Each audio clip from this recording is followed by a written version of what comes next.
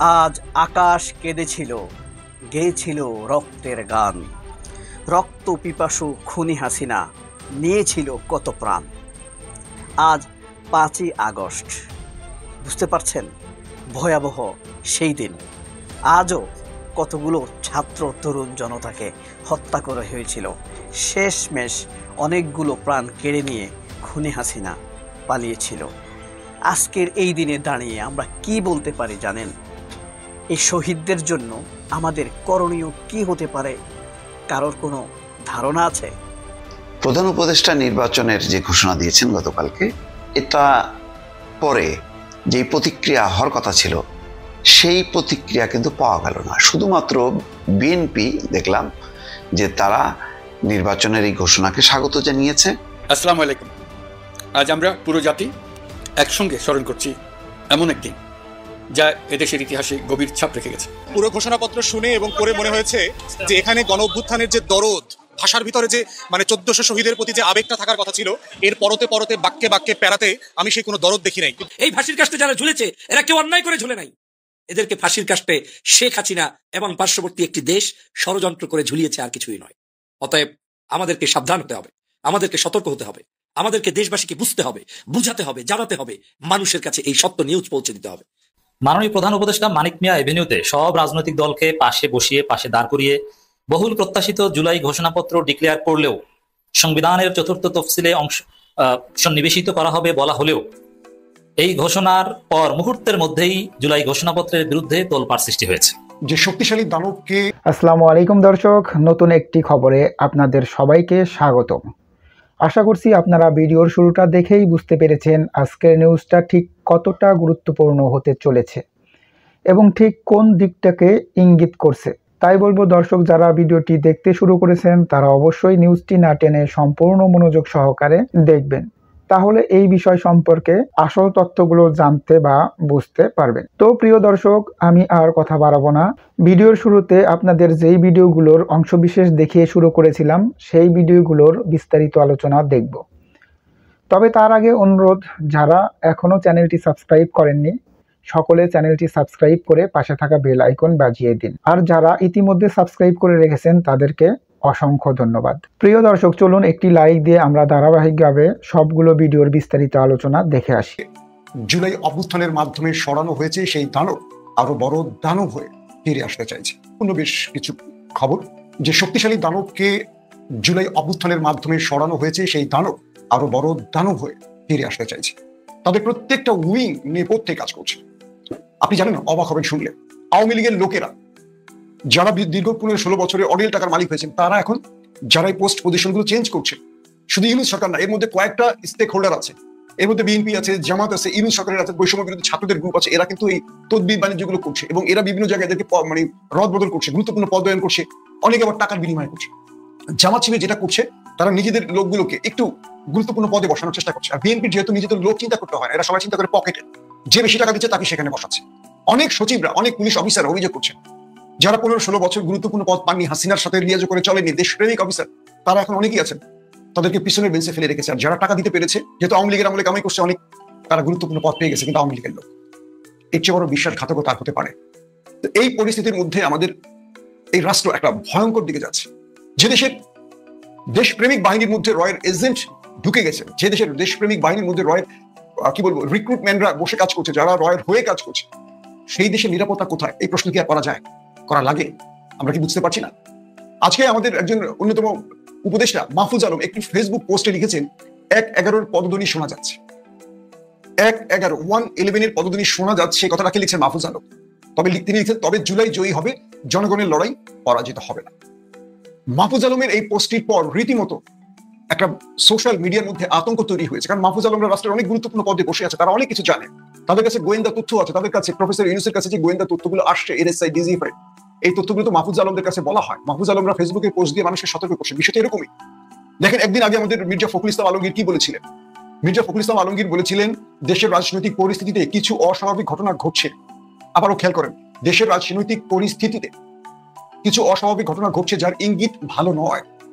তিনি আশঙ্কা প্রকাশ করেন, সবাই একতাবদ্ধ ও সতর্ক না থাকলে দেশে আরেকটি 1-11 পুনরাবৃত্তি অসম্ভব নয়। মির্জা ফখরুল ইসলাম কোনো ফালতু নেতা, বিএনপির দ্বিতীয় সর্বোচ্চ গুরুত্বপূর্ণ ব্যক্তি, একজন রুচিশীল ভদ্র ইমেজের ব্যক্তি। এই ব্যক্তির মতো ব্যক্তি যিনি কোনো ফাউল টক করেন না, বেফাস কথা বলেন না অন্যদের মতো, এই ব্যক্তি যখন এই কথাটি বলছেন তখন আপনি বুঝতে পারছেন তিনি আশঙ্কা প্রকাশ করে বলেন সবাই একতাবদ্ধ ও সতর্ক না থাকলে দেশে আরেকটি ১/১১ পুনরাবৃত্তি অসম্ভব নয়। আপনি কি মাহফুজ আলম এবং মির্জা ফখরুল ইসলাম আলমগীরের এই কথার মধ্যে কিছু মিল পেয়েছেন? দেশকে কোন দিকে নেওয়া হচ্ছে? একদিকে মেজর সাদেকের ট্রেনিং, আমরা তো মেজর সাদেকের ট্রেনিং এর বিষয়টি জানছি, এরকম কত মেজর কর্নেল ব্রিগেডিয়াররা গোপনে ট্রেনিং চালাচ্ছে আমরা কি জানি? এই রাষ্ট্রের এই মুহূর্তে দেখেন এনসিপি, বিএনপি, জামাত প্রধান স্টেক হোল্ডার, আর আছে ইসলামিক দল, আরো কয়েকটি দল, প্রত্যেকের সাথে লড়াইতে লিপ্ত হয়ে গেছে। আমরা জুলাইয়ের আন্দোলনকে আমরা বৈষম্য বিরোধী আন্দোলন বলি বা যেটাই বলি, আমরা নাহিদ, আসিফ, সার্জিস, হাসনাতদেরকে কৃতজ্ঞতা স্বীকার করি, তাদের কিংবদন্তি বলি। তারা কি করছেন? তাদের সবচেয়ে বড় অংশীজনকে নিয়ে তারা এখন বিতর্ক ছড়াচ্ছে, কারণ ক্রেডিট নেওয়ার লড়াইকে তারা এখন কামড়াকামড়ি করছে। ভাই, ছাত্রদল, ছাত্র শিবির এরা কি পতাকাবাহী গাড়িতে উঠছে? আপনারা আন্দোলন করছেন, ৩ জন উপদেষ্টা হয়ে আপনারা গুরুত্বপূর্ণ পদে বসছেন। আমি এটা প্রশ্ন করি, আসিফ, নাহিদ এবং মাহফুজ, আপনারা যে রাষ্ট্রের গুরুত্বপূর্ণ পদে বসছেন, 1 বছর হয়ে গেছে, একটা অ্যাচিভমেন্ট বলেন আমাকে যেটাতে একটা নতুন পরিবর্তন আসছে, এনসিপি বা ছাত্রদের প্রতি আমাদের যে আস্থাটি ছিল, আপনারা কি একটা কিছু আমাদের দেখাতে পেরেছেন? আমাদের এই 3 উপদেষ্টাকে বলি, এমন একটি নজির দেখা যেটা পরিবর্তন এনে দিয়েছে বাংলাদেশের। বাকি উপদেষ্টাদের মতো আপনাদের কাজ, রুটিন কাজ চলছে, আমরা চালাচ্ছে, আপনারা চলে যাচ্ছে।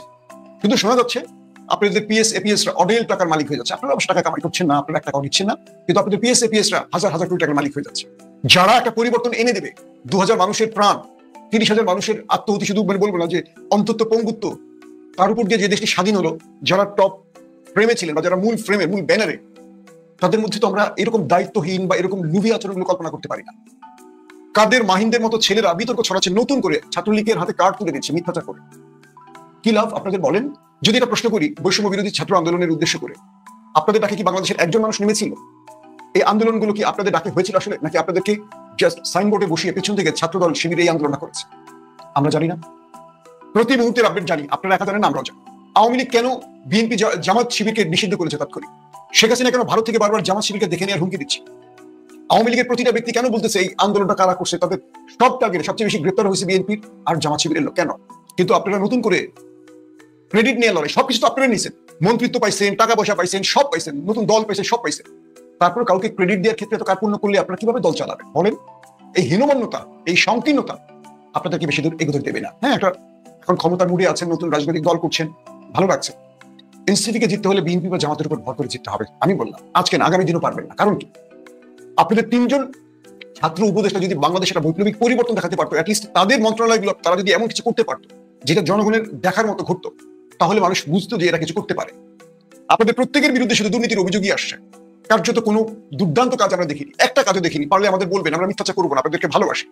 এই যে বিভাজনগুলো হচ্ছে, মির্জা ফখরুল ইসলাম কি বলছে, একতাবদ্ধ, এই কথাটা আপনার অর্থটা আমরা কি বুঝি নাই?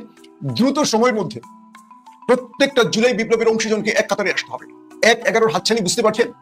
মানুষ আর জীবন দিবে। এখন যদি উত্তরপাড়া, দক্ষিণপাড়া, পশ্চিমপাড়া নেমে যায়, অথবা বাংলাদেশে আওয়ামী লীগ বড় রকম ক্র্যাকডাউন শুরু করে, তাদের হাতে প্রচুর অর্থ অস্ত্র আছে, পুলিশ, র্যাব, সেনাবাহিনী তাদের পক্ষে সবাই। এখন উপরের 5-6টা লোককে আমরা পরিবর্তন করছি, বাকি তো সবই ওদের লোক।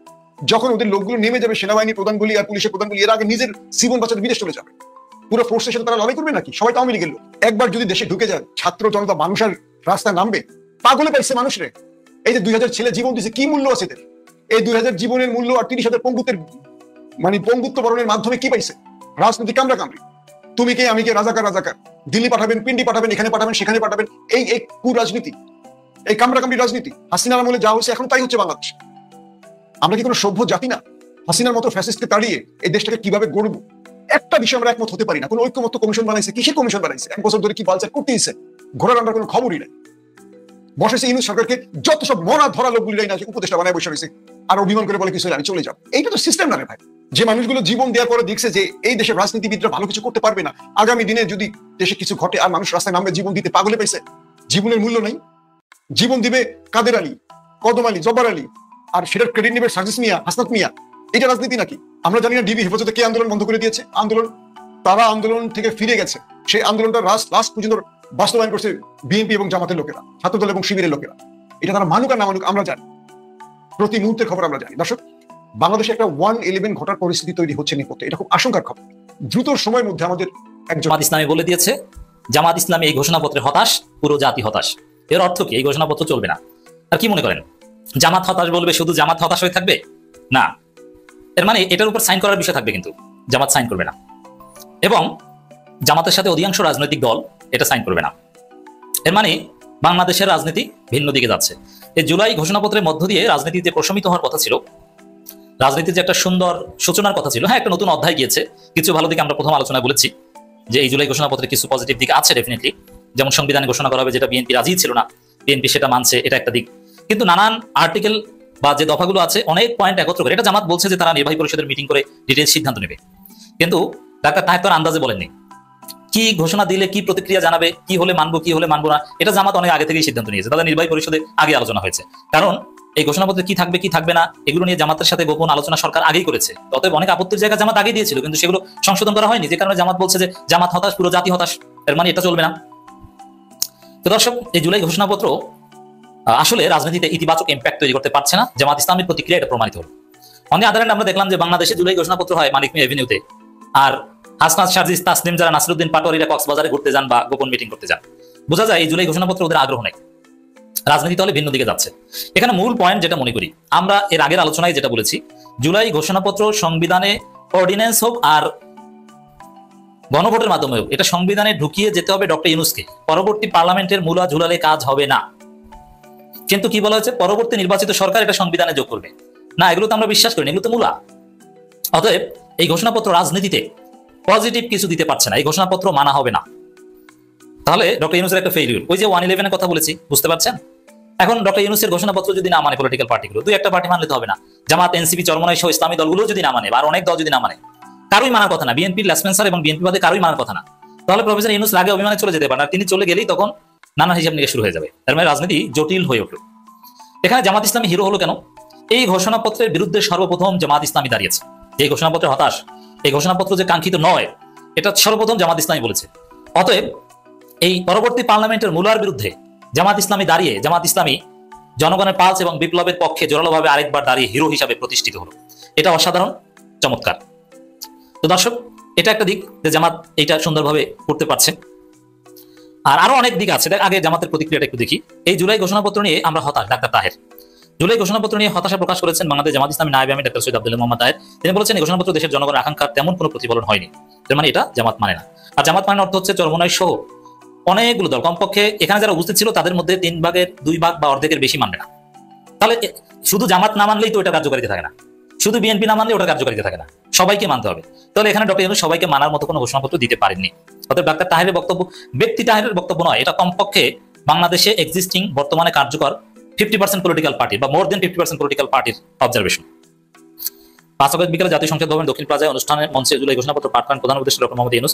অনুষ্ঠানে জামাতের প্রতিনিধির মধ্যে উপস্থিত ছিলেন ডাক্তার তাহের। প্রধান উপদেষ্টা ঘোষণাপত্র পাঠের সময় সংবাদে তাৎক্ষণিক প্রতিক্রিয়া তিনি বলেন, আমি মনে করি জুলাই যে আকাঙ্ক্ষা এই ঘোষণাপত্র সেটা তেমন কোনো প্রতিফলন হয়নি, একটা পাশ কাটিয়ে যাওয়ার মতো অবস্থান আমরা দেখেছি। আমি এই ব্যাখ্যায় আসি যে কি পাশ কাটিয়ে যাওয়া হয়েছে, এটা কোন তারিখ থেকে বাস্তবায়ন হবে, কালকে থেকেই বাস্তবায়িত হবে, কিন্তু সেটা স্পষ্ট করেনি। তাছাড়া আমরা এটাকে সংবিধানে প্রিএম্বলে চেয়েছিলাম, সেটা হয়নি।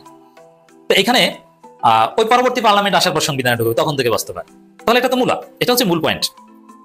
ডাক্তার তাহের বলেন আগামী সরকার বাস্তবায়ন করবে, তাহলে বোঝা গেল এই সরকার কিছু করবে না, অথচ দায়িত্ব হচ্ছে এই সরকারের।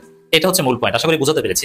এর মানে সংস্কার বলেন, জুলাই ঘোষণাপত্র, জুলাই সনদের এই সরকারকে বাস্তবায়ন করতে হবে, ভবিষ্যতে কেউ করবে, পরবর্তী পার্লামেন্ট এই মূলা জনগণ মানবে না, হিসাব ক্লিয়ার। অথচ দায়িত্ব হচ্ছে এই সরকার। এভাবে এত গুরুত্বপূর্ণ একটা ইস্যুকে হালকাভাবে পাশ কাটিয়ে যাওয়ার যে ঘোষণাপত্র দেখলাম, তাতে আমরা হতাশ, এই জাতি হতাশ। জামাতের মূল পয়েন্ট ছিল এটা যে যা করার এই এখনই করতে হবে, এই সরকারই করতে হবে, এবং এনসিপিও এটা বলে দিয়েছে। তাহলে জামাত এনসিপি এটা মানে না, এসআর মনে এটা বলেছে, তারা মানে না। তো এনসিপি জামাতের প্রতিক্রিয়া আগে আপনি এটা ধরে নিতে পারেন। তারপরে দর্শক, এখানে কেন জামাত এটা মানবে না, কেন এটা চলবে না? দেখেন, আমাদের আত্মপরিচয় স্টার্ট হয়েছে 47 থেকে, তো 47-এর স্পষ্ট কোনো উল্লেখ নাই, 71-এর উল্লেখ আছে, 47-এর উল্লেখ নাই কেন? জানেন যে শাহবাগীরা 2013 সালে যে অন্যায়ভাবে বাংলাদেশের অপরাজনীতি করেছে আওয়ামী লীগের ছত্রছায়ায়, তৎকালীন সময় বাংলাদেশের সিংহ পুরুষদেরকে হত্যা করার উদ্দেশ্যে গভীরতম ষড়যন্ত্রের অংশ হিসেবে শাহবাগ তৈরি করে এদেশের আলেমদেরকে ফাঁসির কাস্টে ঝুলিয়েছিল। শাহবাগীদের সাথে সেই লড়াই এখনো শেষ হয়নি। আপনারা যারা মনে করেছেন যে বাংলাদেশের স্বাধীনতা হয়েছে, বাংলাদেশের আপনারা বিজয় অর্জন করেছেন, জুলাই অভ্যুত্থান হয়েছে, কিন্তু বাস্তবিক অর্থে যেই চেতনা নিয়ে জুলাই অভ্যুত্থান হয়েছে তার কিঞ্চিত এখন পর্যন্ত বাস্তবায়িত হয়নি। জুলাই অভ্যুত্থানে যারা বুক টান টান করে, মাথা উঁচু করে, তারপরে রক্ত ঝরিয়ে জীবনকে, আজকের সংগ্রামী জীবন তারা গঠন করেছে, জীবনকে ঝুঁকির মধ্যে থেকে যারা জুলাই বিপ্লব করেছে, আজকে তাদের সেই চিন্তা চেতনার এখনো বাস্তবায়ন হয়নি। আমি বলছি বাংলাদেশের প্রত্যেকটি মোড়ে মোড়ে, প্রত্যেকটি পদে পদে, প্রত্যেকটি অলিতে গলিতে যতদিন পর্যন্ত নিজামী, সাইদি, কাদের মোল্লা, আলী হাসান মুজাহিদ, এরপরে এটিএম আজহার, এরপরে আপনার কি বলে এই জামাতের যারা সাবেক নেতৃবৃন্দ ছিল, ছাকা চৌধুরী সহ যাদের উপরে হত্যা করেছে, নির্যাতন করেছে, জুলুম করেছে, এদের প্রত্যেকের ছবি আপনি টাঙ্গিয়ে সামনে দাঁড়িয়ে বলতে পারবেন না যে আমি এই লোকগুলোকে অপরাধ হিসাবে মৃত্যুবরণ করানো হয়েছে নয়, এটাকে সম্পূর্ণভাবে সাজানো নাটক হিসেবে করা হয়েছে। এই কথা যতদিন বলতে না পারবেন ততদিন আপনার স্বাধীনতা হবে না। আপনি স্বাধীনতা মানে এই নয় যে এখনো আজকের একটি দল তাদের নিজস্ব ফেস্টে কিংবা তাদের নিজস্ব কর্ম পরিকল্পনার অংশ হিসেবে তারা তাদের দলের সাবেক যে সকল মানুষদেরকে অন্যায়ভাবে ফাঁসির কাস্টে ঝুলানো হয়েছে তাদের ছবিগুলো টানাতে পারবে না। এটার নাম স্বাধীনতা নয়। কিসের স্বাধীনতা হয়েছে যে সাইদির ছবি আমি গলায় ঝুলাতে পারবো না? আমি তো মনে করি বাংলাদেশের প্রতিবাদ হওয়া উচিত এইরকম যে প্রত্যেকের ছবি সম্মিলিত প্লেকার্ড করে সারা বাংলাদেশের মোড়ে মোড়ে এখন মিছিল হওয়া দরকার, সারা বাংলাদেশের অলিতে গলিতে ওই প্লেকার্ড ধরে ধরে, এবং যাদের বিরুদ্ধে এখনো সেই সকল শাহবাগী বামপন্থীরা, দুষ্ট চক্রের সদস্যরা এখনো তাদের যেই সকল ষড়যন্ত্র রয়েছে সেই ষড়যন্ত্রের দাঁত ভাঙা জবাব দিতে আপনাদের এই কাজ করা উচিত। কত বড় দুঃসাহস! জুলাই মাসে, যেই মাসে বিপ্লব সাধিত করার জন্য অন্যতম ভূমিকা পালন করেছে বাংলাদেশের আলেম সমাজ, সব দলমত নির্বিশেষে করেছে, তার মধ্যে অন্যতম ছিল জামাত শিবির। এটা তো অস্বীকার করতে পারবেন না। সেই জামাত শিবিরের সাবেক নেতাদেরকে সেই 2013 সালে রাজাকার বলে, আলবদর বলে, আলশামস বলে ফাঁসির কাস্টে ঝুলিয়েছে, আর আপনি এখনো বলবেন তারা ফাঁসির কাস্টে ঝুলেছে? এই বেটা কে ফাঁসির কাস্টে ঝুলেছে? এই ফাঁসির কাস্টে যারা ঝুলেছে এরা কেউ অন্যায় করে ঝুলে নাই। এদেরকে ফাঁসির কাস্টে শেখ হাসিনা এবং পার্শ্ববর্তী একটি দেশ ষড়যন্ত্র করে ঝুলিয়েছে, আর কিছুই নয়। অতএব আমাদেরকে সাবধান হতে হবে, আমাদেরকে সতর্ক হতে হবে, আমাদেরকে দেশবাসীকে বুঝতে হবে, বুঝাতে হবে, জানাতে হবে, মানুষের কাছে এই সত্য নিউজ পৌঁছে দিতে হবে। এটিএম আজহার সাহেবের আজকের বাংলাদেশে মুক্তির মধ্য দিয়ে প্রমাণ হয়েছে 2013 সালের এই সকল কাজ ছিল সাজানো নাটক। শিক্ষাঙ্গন বন্ধ করে বিরিয়ানি খিচুড়ি দিয়ে কতগুলো দুষ্ট নর্তকীদেরকে ডেকে এনে শাহবাগে আন্দোলনের নাম দিয়ে যাদেরকে বিচার করা হয়েছে, এটা সঠিক বিচার নয়। আমি এই ছবি প্রত্যেকের ঘরে টানিয়ে রাখার অনুরোধ জানাই, এই ছবি প্রত্যেকটি রাস্তাঘাটের অলিতে গলিতে টানানোর অনুরোধ জানাই, এবং এদের উপরেই প্রত্যেকটি জায়গায় আপনাদের আলোচনা করার আহ্বান জানাই। এবং জুলাই মাস জুড়ে এই আলোচনা হওয়া উচিত ছিল। ছাড় দিতে দিতে আর কত দিবেন? আজকে তাদের ছবি টানাইতে পারবে না, অমুকের ছবি ধরতে পারবে না, একটা সময় আপনাকে কিছু করতে দেবে না। এই দেশ স্বাধীন হয়েছে বেটা, কার ছবি টানাবো কার ছবি টানাবো না এজন্য নয়। স্বাধীন করেছি আমরা, আমার বাবার ছবি, আমার দলের ছবি, আমার নেতার ছবি আমার মতো টানাবো। তোর যদি মনে থাকে ভালো লাগে তুই আরো তোর 50 বাবার ছবি নিয়ে মত্ত থাক, কেউ তোকে নিষেধ করে না। কিন্তু ছাইদি নিয়ে কথা বলবি না, কাদের মোল্লা নিয়ে কথা বলবি না, নিজামী নিয়ে কথা বলবি না, আলী হাসান মুজাহিদ নিয়ে কথা বলবি না, এটিএম কামরুজ্জামান নিয়ে কথা বলবি না, মীর কাসেম আলী নিয়ে কথা বলবি না। একদম চক্ষু উল্টিয়ে দেওয়া হবে। বাংলাদেশের কোনো প্রান্তে যেন ওরা এই দুঃসাহস দেখাতে না পারে। কম্প্রোমাইজ হবে, কিন্তু এই ইস্যুতে কোনো কম্প্রোমাইজ নাই। যেটা হাসিনা সাজিয়ে মিথ্যাভাবে বাংলাদেশের মানুষের কাছে উপস্থাপন করেছে, এই মিথ্যা রাজনীতির চিরদিনের জন্য কবর দিতে হবে। আপনাদের একটু মনে বাজে না যে আজকের এই বাংলাদেশের যা হয়েছে সব নাটক? বাংলাদেশের এই 5ই আগস্ট সংগঠিত হয়েছে একটা শব্দের কারণে, রাজাকার শব্দটি উচ্চারণের কারণে। অতএব এই রাজাকার আওয়ামী লীগের একটি গালিতে পরিণত হয়েছিল। আজকের সেই রাজাকারের স্লোগান দিয়ে এই দেশটা স্বাধীন করেছে বাংলার সকল ছাত্র জনতা। অতএব এই জায়গায় কোনো কম্প্রোমাইজ নেই। আপনি যারা এই দল কিংবা সমর্থন করেন কিংবা শুভাকাঙ্ক্ষী, আপনার মনেও এই বিশ্বাস রাখতে হবে যে এই মানুষগুলোকে অন্যায়ভাবে করা হয়েছে সবকিছু। যেই আওয়ামী লীগ ভুয়া মুক্তিযোদ্ধার তালিকা করেছে, যেই আওয়ামী লীগ শেষ সময় এসে মুক্তিযোদ্ধার তালিকা প্রকাশও করতে পারলো না, রাজাকারের তালিকাটাও প্রকাশ করতে পারলো না। জিজ্ঞেস করা হলো তোমার কাছে তালিকা কই, বলে তালিকা করলেই আমাদের তো লোকদের নাম চলে আসে। আর ভুলভাল ভাবে যেটা উপস্থাপন করেছিল তার মধ্যে 90% রাজাকার তাদের দলের, এরপরে পরবর্তী রাজনৈতিক দলগুলোর। আর যাদেরকে সবচেয়ে বেশি দোষারোপ করে জামাত শিবির, তারা সেই তালিকায়ও নাম্বার 3 এবং 4 অবস্থান করছে। তাহলে তাদের সাজানো নাটক দিয়ে বাংলাদেশের যা কিছু। দর্শক, আশা করি সবগুলো ভিডিওই আপনি মনোযোগ সহকারে দেখেছেন। সেই সাথে দর্শক, এই ভিডিওগুলো সম্পর্কিত যদি কোনো তথ্য বা মতামত থাকে তাহলে অবশ্যই কমেন্টস করে জানিয়ে দিন। এতক্ষণ সাথে থাকার জন্য ধন্যবাদ। আবার দেখা হবে আগামী ভিডিওতে কোনো নতুন টপিকস নিয়ে। সকলের সুস্বাস্থ্য কামনা করে বিদায় নিচ্ছি। আল্লাহ হাফেজ।